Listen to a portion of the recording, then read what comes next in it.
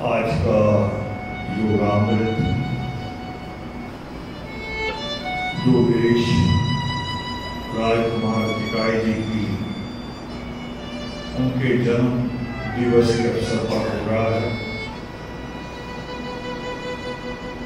और इस जन्मदिन की आप सबको हार्दिक मुबारकबाद। कुछ लोगों को शौर पता लग सकता है, मगर जन्मदिन को और उनके कार्यों को जब हम याद करेंगे और याद करते हैं, इसीलिए हम आज सब यहाँ बैठे हैं कि उनके काम ऐसे थे कि आज केवल लुधियाना नहीं,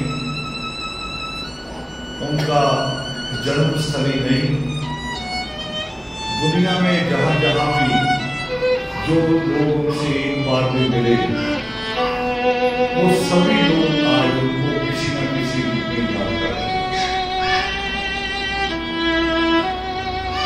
कुछ लोगों ने पोस्टें डाली,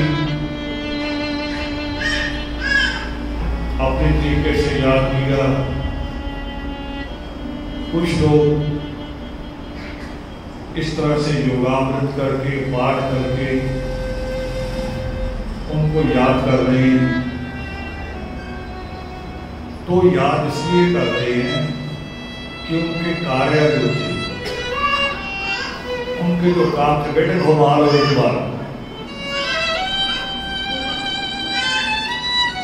जो उनके काम थे वो काम हमें मजबूर करते हैं याद करने को भी और आंखें नम करने को भी। और जो शब्द मैंने इस्तेमाल किया कि जन्मदिन मुबारक, सबके जन्मदिन मुबारक नहीं कहते हम सबको हैं, जैसे हर कोई मृत्यु उपरांत लगाता है स्वर्गवासी। अब काम कैसे किए हैं? स्वर्ग नरक अगर होता तो कौन स्वर्ग पे जा रहा, कौन नरक पे जा रहा, इसका कोई आइडिया नहीं। मगर जन्मदिन मुबारक है, ये आइडिया हम लगा सकते हैं उसके कामों से। ये हम समझ सकते हैं कि उसका जन्म होना दुनिया के लिए मुबारक था कि नहीं था। हमारे इस मोहल्ले में बहुत सारे सभी लोग अलग अलग तरह के लोग हैं, हर धर्म के, हर जाति के। मुझे याद है एक बार वो एक लड़की का एडमिशन के लिए बादल साहब के पास पहुंच गए कि टाइम निकल गया, मगर मुझे पीजीआई में उस लड़की का बीएससी नर्सिंग में करवाना है, वेटिंग में नाम है, मगर बच्चे को समझ में नहीं आया, माँ बाप को, और आप ये करवा दें फोन।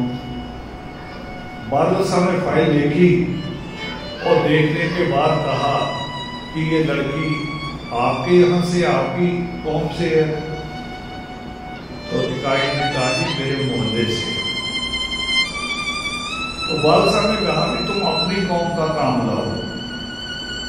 ये लड़की जिस कौम से है उनके बहुत सारे लीडर हैं, मेरे मंत्रिमंडल में भी है, इनको तो कोई और लीडर मिल जाएगा, तुम अपनी कौम का लो। तो टिकाई ने कहा कि जब मेरे मोहल्ले में एक बेटी जो मुझे निकलते हुए भाई साहब कहती है, और उसका काम अगर मैं ये कह के छोड़ दूं कि उसकी जाति, उसका धर्म मुझसे अलग है, तो मैं फिर अपने धर्म के आगे, परमात्मा के आगे सजदा करते हुए भी नजर नहीं मिला। फिर बादल साहब ने कहा भी काम होने वाला नहीं था, मगर अब तुम्हारे शब्दों से काम होगा। और ऐसे ही बहुत सारे काम किए। आज जो बच्चे जज लग रहे हैं, पीसीएसजे, ये टिकाई जी की देन है पंजाब। नहीं तो रिजर्वेशन जो थी वो जजों में रिजर्वेशन नहीं होती थी, जज में अभी भी जो आगे जज है हाई कोर्ट और सुप्रीम कोर्ट, वहां अभी भी रिजर्वेशन नहीं है। मगर पीसीएस जे क्योंकि पंजाब सरकार के अंदर था, तो अधिकारी ने कहा जब तनख्वाह हम देते हैं, पंजाब सरकार देती है, तो फिर नियम भी हमारा लागू होगा। और नियम ये भी लागू होगा कि रिजर्वेशन भी होगी और रिजर्वेशन में वाल्मीकि मंझवी कौम का हिस्सा भी होगा। और एक बार में 45 जज लगे, उसके बाद तो कई सीढ़ी आई हैं। अब तो हर बार लोग आप अखबार में पढ़ते कितने बच्चे आ रहे हैं। तो ये अतिकाय जी का देन थी इस कौम को, जिसके लिए उनके जन्मदिन को मुबारक कहना बनता है। खुद दिमाग कहेगा, दिल भी कहेगा कि ऐसे ही जन्म होने चाहिए।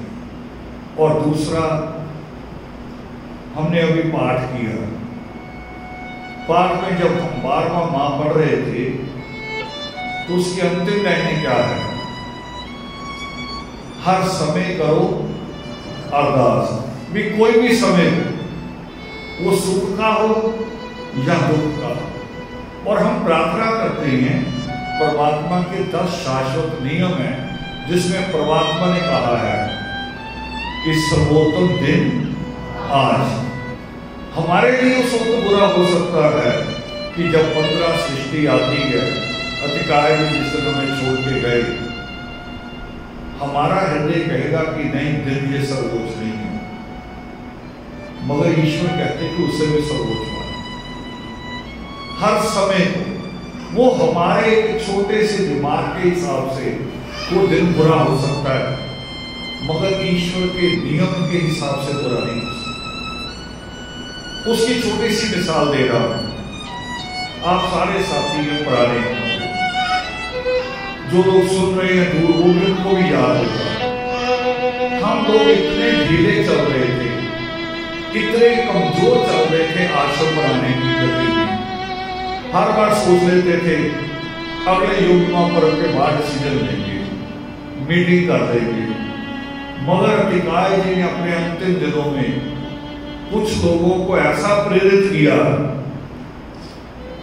ऐसा उन्होंने ज्वाला भरी लोगों के अंदर, और ये कहते कि मेरा इलाज हो नहीं सकता, क्योंकि खुद मेडिकल कॉलेज में रहे, यहाँ सीएमसी में रिकॉर्ड ऑफिसर थे, और रिकॉर्ड जहाँ कार्ड बनता वहां तो पहले उसी को पता होता है कि कौन सी बीमारी है, किस डॉक्टर को मिलो। पता था हमने, और आप में से कईयों को कहा कि पैसा मेरे ऊपर खर्च ना कराओ, जमीन लो और जो वादा किया कौन से पूरा करो। तो हमने उनके जाने के बाद गति पकड़ी। अब ये देखो कि उनके रहते हम लापरवाही में थे, और जाने के बाद हमें पहली बार खौफ हुआ कि मृत्यु आएगी सबकी, और हम मृत्यु के समय में बैठकर अगर याद करेंगे कि मैं ये कर सकता था, तो वो निजायज होगा। जो कर सकते हैं पहले को, और इसीलिए अब लगातार मीटिंग ले रहे हैं। मैं कुछ दिन पहले नेपाल में था, फिर लखनऊ में हमने मीटिंग की, अभी लास्ट मीटिंग हरियाणा में दी। तो लोगों से हम ये कह रहे हैं कि हमने टारगेट बनाया है कि कॉलेज बनाना है बीएससी नर्सिंग, और ये कॉलेज अगली नस्ल ने नहीं बनाना, ये हमने बनाना है। अगली नस्ल से यूनिवर्सिटी में तब्दील करेगी, और हमने करना ही है हर हाल में, जैसे भी। प्रचेता कभी कभी बैठती है मेरे पास आके अतिकाय जी की तरह, वो लक्षण है इसमें, कई सवाल करती है। और एक दिन मुझे सवाल करती, इतनी बड़ी जमीन है, ये तो संभाली नहीं जा रही, आप आसपास की जमीनें खरीद रहे हो, क्यों खरीदना चाह रहे हो, कैसे करोगे? तो मैंने कहा ये उस ईश्वर ने सोचना है, हमारा काम है मेहनत करना, हमारा काम है पुरुषार्थ करना, पूरी जान लगाना। वो आशीर्वाद देगा, जायज होगा तो आशीर्वाद देगा, नाजायज होगा तो हमें दूसरे रास्ते डालेगा कि इस रास्ते पर चलो। वो हमारा रास्ता भी तब्दील करता है, अगर हम रास्ता भटक जाएं तो हमें सही रास्ते पे भी लाता है। तो आज हमने उस योद्धा के लिए, जिसने अपने जीवन में बड़े बड़े कीर्तिमान स्थापित किए, इतने ज्यादा कि सुप्रीम कोर्ट में आज जब हम पूरी कौम गर्व कर रही है, पूरे देश से जिस जगह मैं कभी नहीं गया वहां से मुझे फोन आ रहे हैं कि आप यहाँ आओ, क्योंकि सुप्रीम कोर्ट ने फैसला दे दिया हमारे हक में। उस लड़ाई को वीरेश राजकुमार अधिकारी ने अकेले लड़ा। मैं भी उसके साथ कभी सुप्रीम कोर्ट नहीं गया, वो अकेले लड़े उस लड़ाई को और बताया करते थे मुझे पहुंच के सुप्रीम कोर्ट कि मैम एक आदमी दिल्ली का आया है, एक वकील है, हम 3 लोग हैं और दूसरी तरफ 50 लोग खड़े हैं। तो मैं हमेशा कहता हूं 50 की परवाह मत करो। बाबा जीवन सिंह अकेले ही गए थे, ये परवाह ना करो। बाबा साहब अम्बेडकर अकेले ही गए थे। लड़ाई सच की है, संवैधानिक लड़ाई है और कोर्ट को वो तथ्य मानने पड़ेंगे। 50 आदमी नहीं गिने जाने, कोर्ट भीड़ नहीं गिनती, कोर्ट देखती कि सच क्या है। और यही हुआ कि हम उस लड़ाई को जीत गए और आज पूरी दुनिया नमन करती है वीरेश राजकुमार अधिकारी कि अगर वो लड़ाई ना लड़ते तो आज हमारे हाथ से ये सारा कुछ निकल गया, सब कुछ निकल गया। मुझे कई दोस्तों को नाराज करके भी लड़ाई लड़नी पड़ी, मगर लड़ाई कौम के हक में थी। मुझे हमेशा अपनी माँ दिखाई देती कौम के रूप में, जिसको मैंने गंदगी उठाते देखा।